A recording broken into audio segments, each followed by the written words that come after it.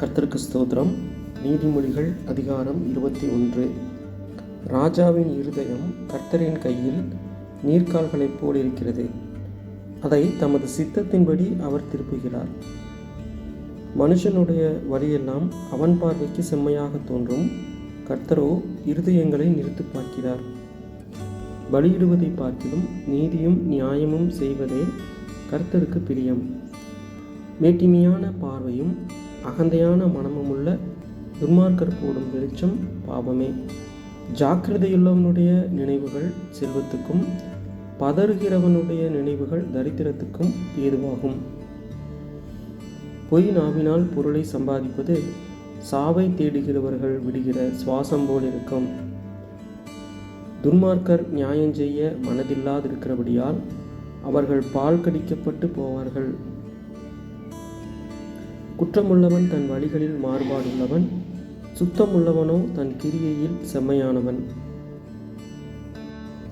சண்டைக்காரியோடே ஒரு பெரிய வீட்டில் குடியிருப்பதை பார்க்கிலும் வீட்டின் மேல் ஒரு மூலையில் தங்கியிருப்பதே நலம்.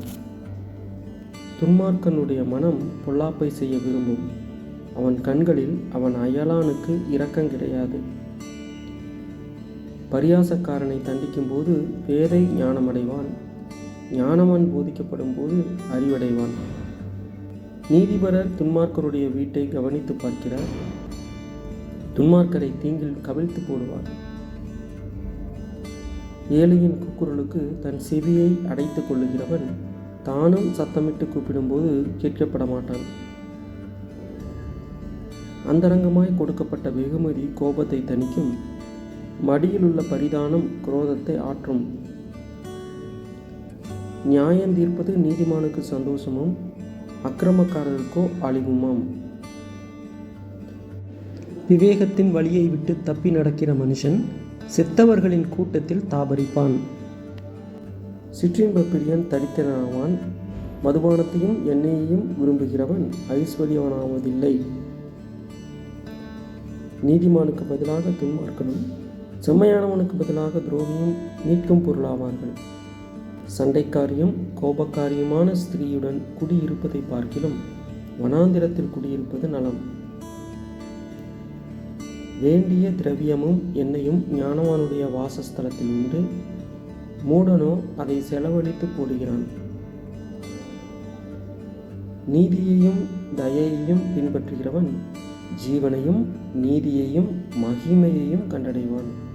பலவான்களுடைய பட்டணத்தின் மதிலை ஞானமுள்ளவன் ஏறி பிடித்து அவர்கள் நம்பின அரணை இடித்து போடுவான். தன் வாயையும் தன் நாவையும் காக்கிறவன் தன் ஆத்துமாவை இடுக்கண்களுக்கு விலக்கி காக்கிறான். அகங்காரமும் இடும்பும் உள்ளவனுக்கு பரியாசக்காரன் என்று பெயர். அவன் அகந்தையான சினத்தோடே நடக்கிறான். சோம்பேறியின் கைகள் வேலை செய்ய சம்மதியாததினால் அவன் ஆசை அவனை கொல்லும். அவன் நாள்தோறும் ஆவலுடன் இச்சிக்கிறான். நீதிமானோ பிசிலித்தனமில்லாமல் கொடுப்பான். துன்மார்க்கருடைய பலி அருவருப்பானது. அதை துர்ச்சிந்தையோடே செலுத்தினாலோ எத்தனை அதிகமாய் அருவருக்கப்படும். பொய்சாட்சிக்காரன் கெட்டு போவான்.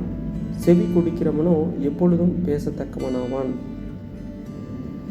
துன்மார்க்கன் தன் முகத்தை கடினப்படுத்துகிறான்.